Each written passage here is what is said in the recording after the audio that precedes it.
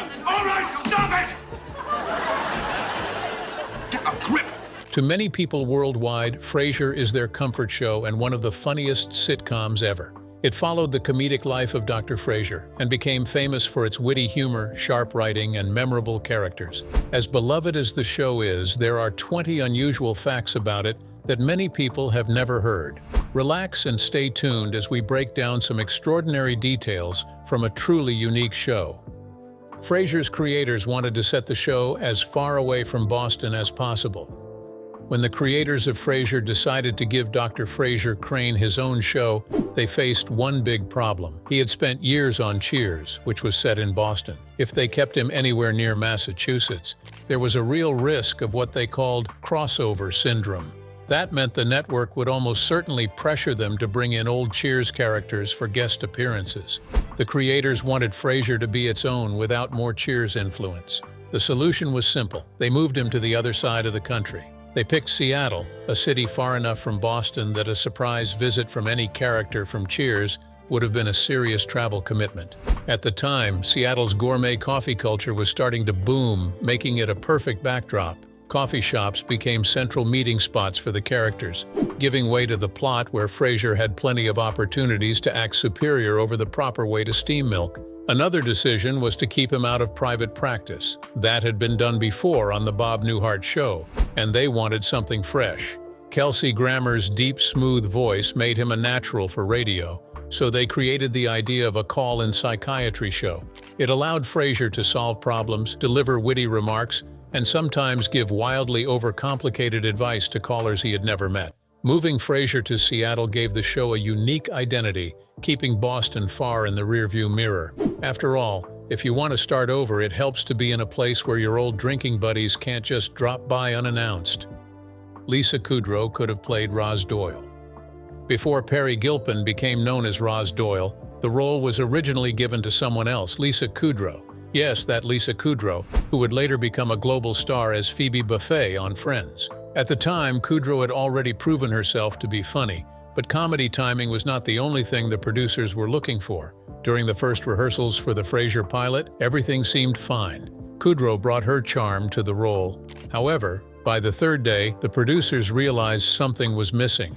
Roz was meant to be strong, sharp, and able to go head-to-head with Frasier's ego whenever he went into one of his overdramatic moods. Kudrow's version was warm and witty, but she did not have that same alpha dog energy they imagined for Roz. The producers made the tough call. Kudrow was out and Perry Gilpin, their second choice, was brought in. Gilpin's performance was precisely what they were looking for. She could match Kelsey Grammer's energy without hesitation, which gave their on-air banter an edge that became a signature part of the show. The character of Roz Doyle was named in honor of a real person, Roz Doyle, a producer of the show Wings. She passed away in 1991 at the age of 49 from breast cancer, and naming the character after her was a way to keep her memory alive. In the end, it worked out for everyone. Gilpin found her perfect role, and Kudrow went on to land Friends, proving that sometimes losing one part is just making room for an even bigger one. The cast member who received the most fan mails. One of the most surprising facts about the Frasier is its most popular cast member, and who it is would shock you. After Frasier climbed to the top of the ratings, many believed that Kelsey Grammer or David Hyde Pierce received the most enormous fan letters, but that wasn't the case. That honor went to Eddie the dog. Jane Leeves once joked that when Entertainment Weekly put Frasier on its cover in 1993, Eddie was the only cast member who made the front page. The rest of the human actors had to settle for being mentioned inside the magazine. Eddie was played by a Jack Russell Terrier named Moose. His path to stardom began in a far less glamorous way. A family adopted Moose without knowing how much energy a Jack Russell could pack into such a small frame. He dug holes in the yard, chewed furniture, chased anything that moved, and even learned how to climb trees to escape. Eventually, his family surrendered him to a rescue group, no doubt exhausted by his antics. That is where professional trainer Mathilde de Cagny discovered him. She immediately saw potential in his boundless energy and willingness to work. Moose learned commands almost instantly and thrived when given something to do. When the producers of Frasier searched for a dog who could stare at Kelsey Grammer for long stretches without breaking focus, Moose passed the audition. The secret? He was not staring at Grammer at all, but at Matilda's finger just off stage, patiently waiting for the command to relax. From then on, Eddie became one of television's most beloved four-legged stars, proving that in some cases, the most popular character may not be the main character. It may be a character who did not deliver a single line. When Moose retired, his son took over the role. By the end of Season 7, Moose, the Jack Russell Terrier who played Eddie, had reached 10 years of age. His energy and charm remained intact, but the producers knew the role demanded long hours, quick responsiveness, and stamina. Rather than risk tiring their star, they decided it was time for him to step back from full-time work. Fortunately, they had prepared for this moment years earlier. When it became clear that Frasier would be a long-running series, Moose's trainer, Matilda de Cagny, had him bred in hopes of producing a near-identical replacement. That plan worked perfectly. Among Moose's offspring was Enzo, a Jack Russell who shared his father's distinctive markings and spirited personality.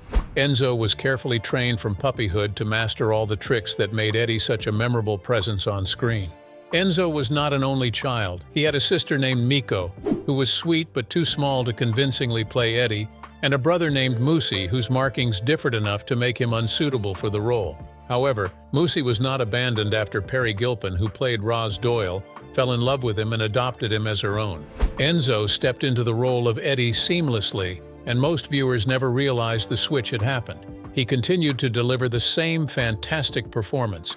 Moose and Moosey have since passed away, leaving behind a legacy that proves sometimes the most unforgettable television performances come from the smallest and furriest members of the cast. Grammer is the first actor to score Emmy nominations for playing the same character on 3 different series.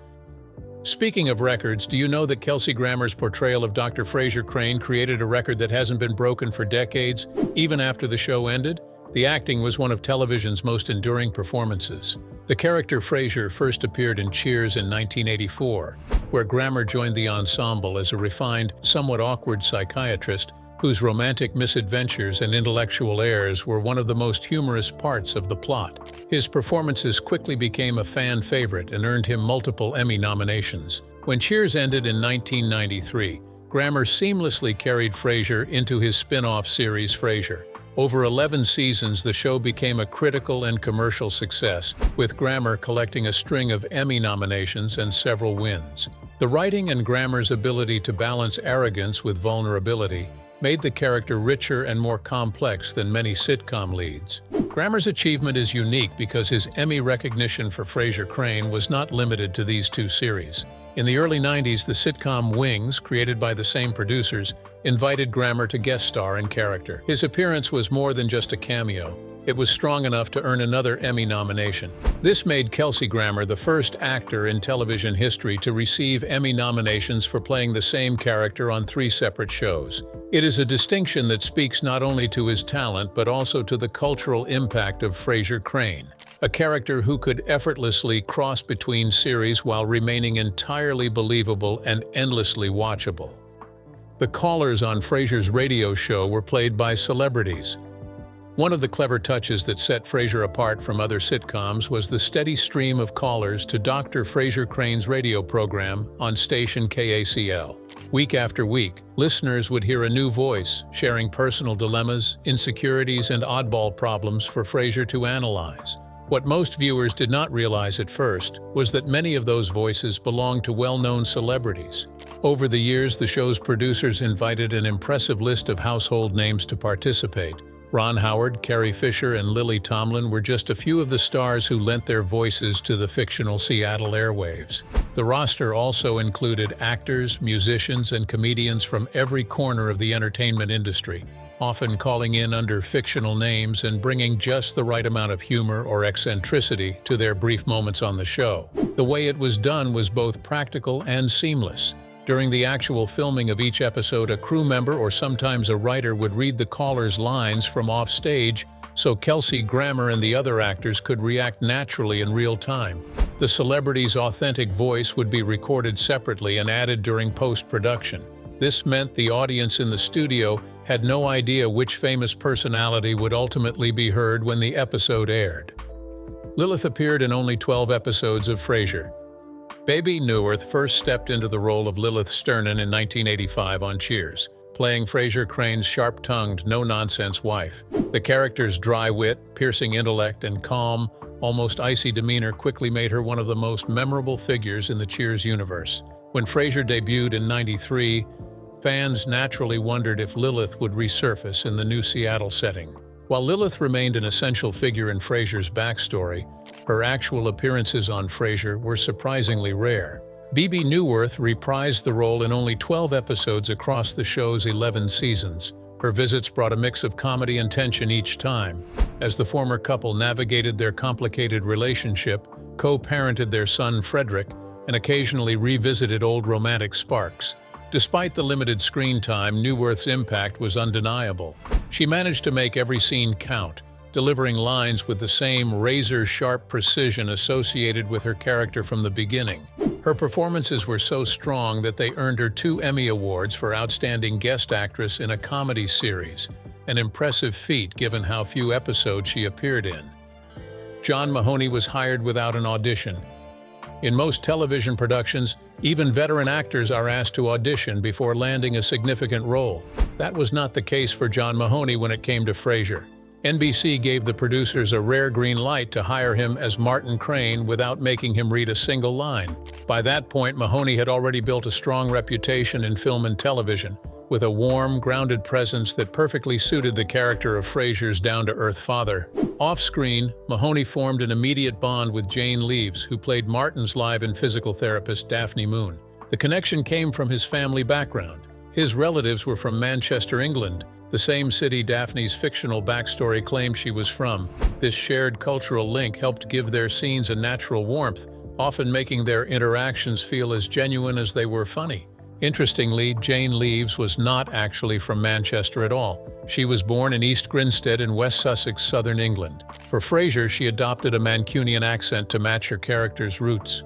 While her American co-stars and most viewers never questioned it, the accent became a point of criticism among some British fans, who felt it sounded different from the northern speech patterns. Still, Leaves' charm and comedic outbursts outweighed any linguistic nitpicking. Her version of Daphne became one of the show's most beloved characters, and Mahoney's portrayal of Martin provides the series with warmth and authenticity. Together, they created a unique father-daughter relationship, which was just as crucial for the plot of Frasier. The opening credits changed color each season. The opening credits of Frasier were as simple as they were iconic. Each episode began with a minimalist animation of the Seattle skyline, crowned by the instantly recognizable Space Needle. Above it, the word Frasier appeared in clean capital letters. At first glance, this introduction seemed unchanging, but careful viewers noticed something different from season to season. For each new season, the color of the title text was altered. Across the show's 11-year run, the word Frasier appeared in shades of blue, red, green, yellow, silver, and gold. The change was subtle but deliberate, giving each season a quiet visual distinction without altering the overall style fans had grown to love. Alongside the color change, the animation often included small moving details that changed from one season to the next. Some years, a hot air balloon floated gently across the sky. In others, the light at the top of the Space Needle would flash. At times, an airplane would glide in the distance. These variations were never announced or explained. They were simply there for observant fans to notice and appreciate. This approach to changing the credits reflected Frasier's refined sense of style. The series didn't rely on flashy changes or over-the-top visuals. Even after over 2 decades, those small details to the skyline remain a charming part of Frasier's legacy, proving that the most minor details can sometimes leave a long-lasting impression.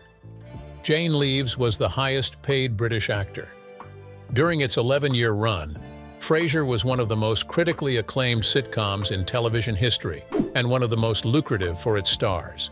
Jane Leaves, who played Daphne Moon, the eccentric live-in physiotherapist to Martin Crane, made television history herself. At one point during the show's run, she became the highest-paid British woman on television in the United States. It was a remarkable achievement, especially considering the level of competition among British actors working in American entertainment at the time.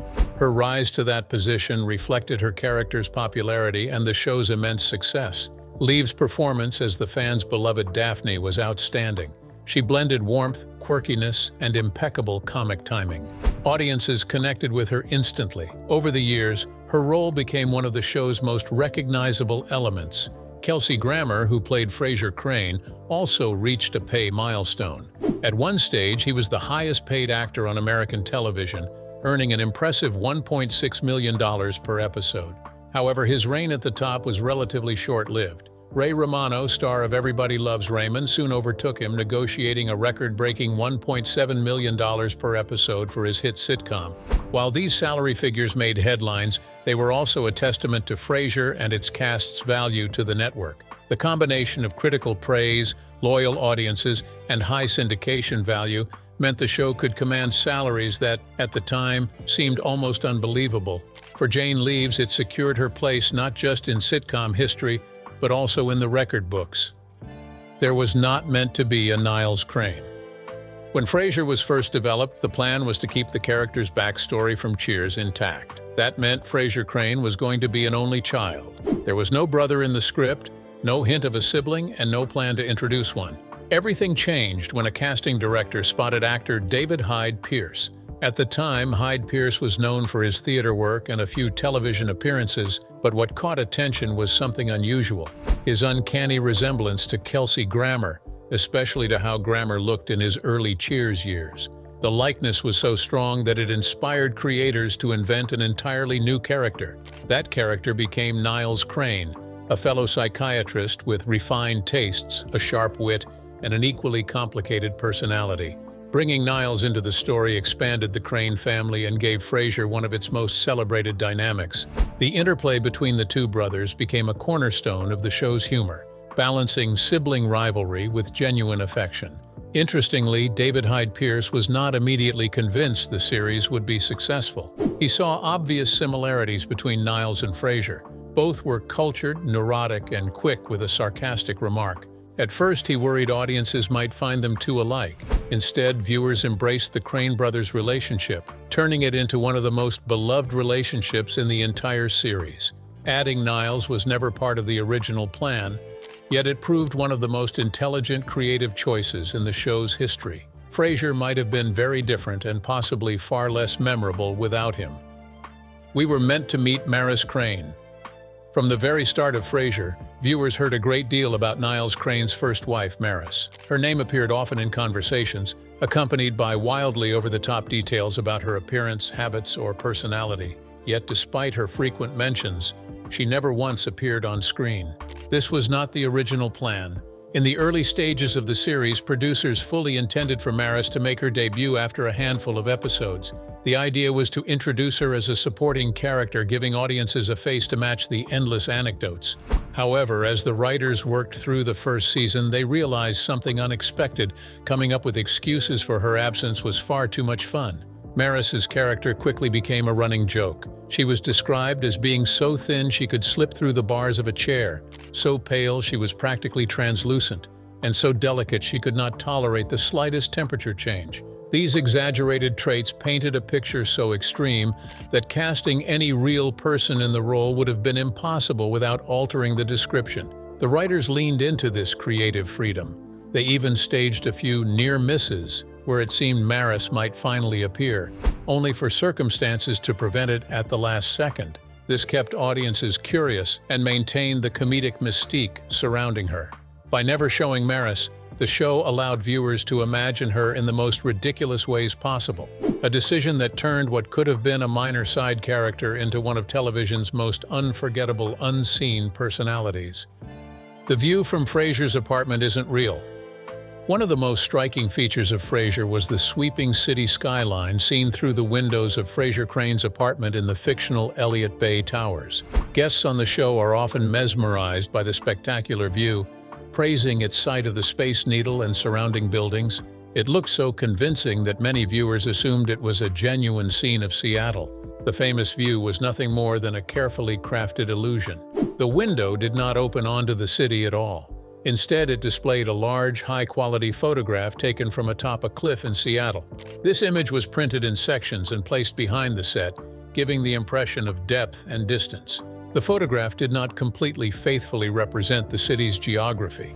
The producers wanted the Space Needle to be more obvious in the background. To achieve this, they changed the scale and positioning of specific landmarks. Buildings were shifted slightly, and some were resized to appear more balanced within the frame of the apartment windows. KACL kept up with the latest broadcast technology. The fictional Seattle radio station KCL was more than just a prop for Frasier Crane's on-air advice segments. Its set design was based on a real ABC radio studio in Los Angeles. The layout, furnishings, and soundproofed walls reflected authentic broadcast environments, giving the scenes a professional realism that appealed to casual viewers and those familiar with radio work. What made KACL's set even more impressive was its commitment to staying current with real-world broadcast technology. The production team didn't allow the station to become frozen in time. As new equipment and systems emerged in the radio industry, they quietly updated the set to reflect those changes. Mixing desks were replaced with models that are the latest in sound engineering capabilities, and the phones Frasier used to take calls were swapped out for newer designs that better matched contemporary office and studio hardware. This attention to detail extended beyond what most viewers noticed. While the average audience member might not have recognized a newer microphone model or the differences in control panels, these updates made the station look authentic. Radio professionals who watched the show often commented on how accurate the set looked, especially for a comedy series. Only one Frasier episode was filmed in Seattle. Although the city of Seattle served as the location for the show itself was rarely filmed there. In fact, out of the entire 11-season run, only a single episode was shot on location in the city. This was the milestone episode titled The 1000 Show, which aired on the 11th of November in 1997. This episode celebrated the series reaching its 1000th broadcast, counting both Frasier and Cheers combined.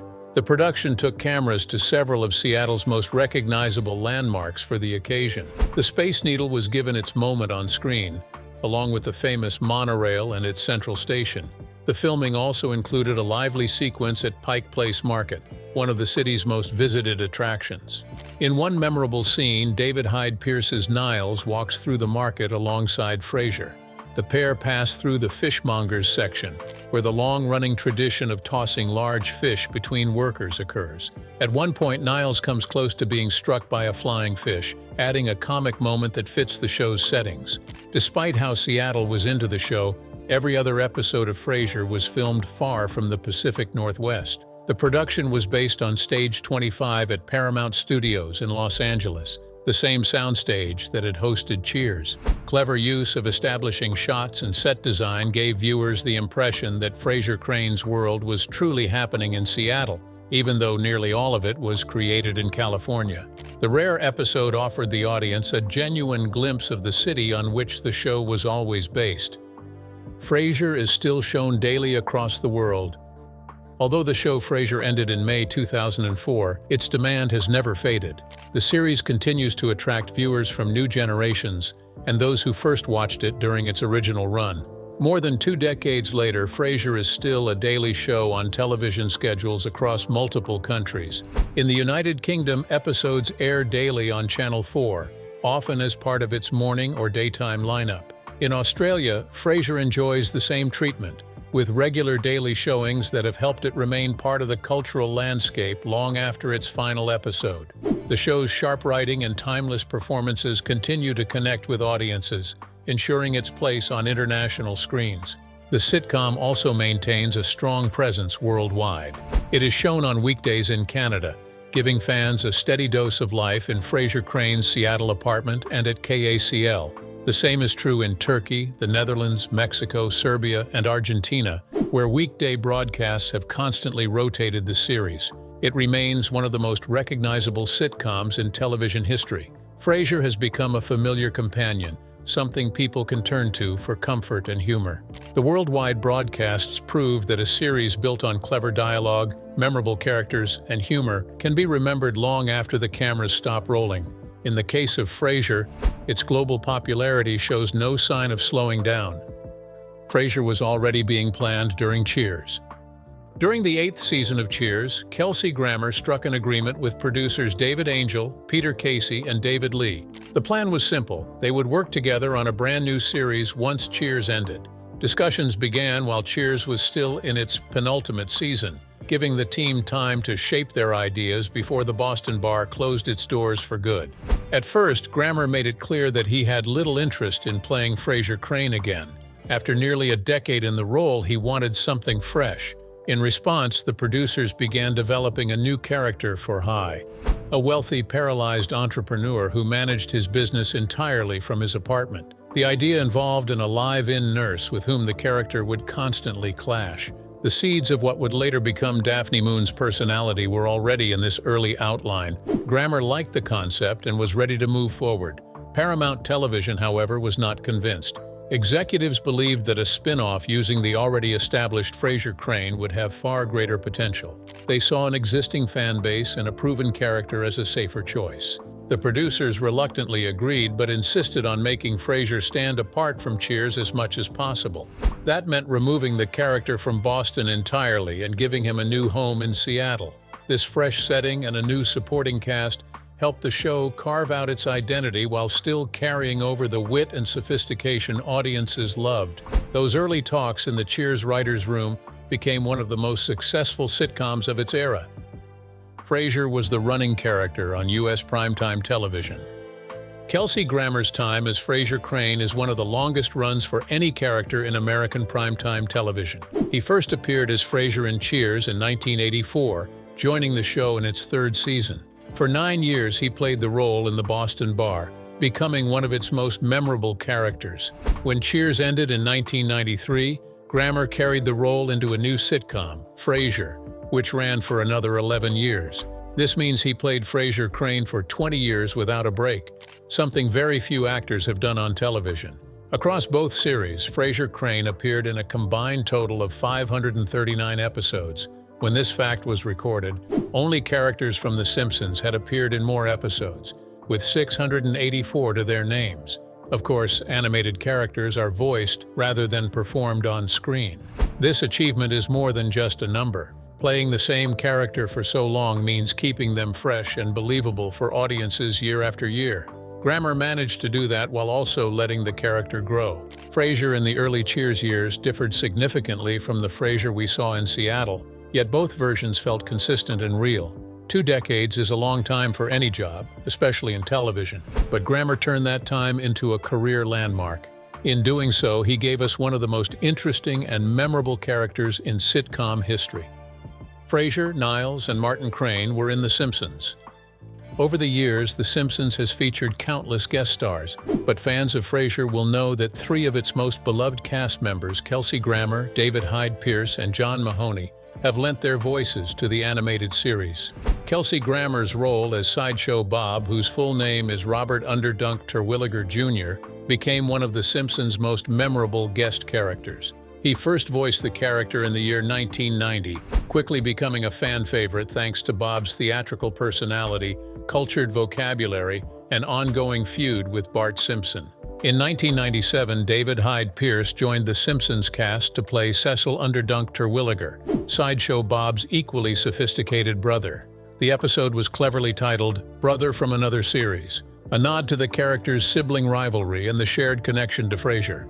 Then in the year 2007, John Mahoney brought even more of the Crane family into The Simpsons. He voiced Dr. Robert Terwilliger Sr., the father of Bob and Cecil. For Frasier fans, these guest appearances offered a delightful crossover, blending the Crane's wit and sophistication with Springfield's colorful chaos. It was rare to see the 3 actors work together again in a completely different setting, proving that their chemistry and comedic timing worked just as well in animation as in live action. Kelsey Grammer confirms Frasier reboot for 2020. For years, fans of Frasier wondered if the famous psychiatrist would ever return to television.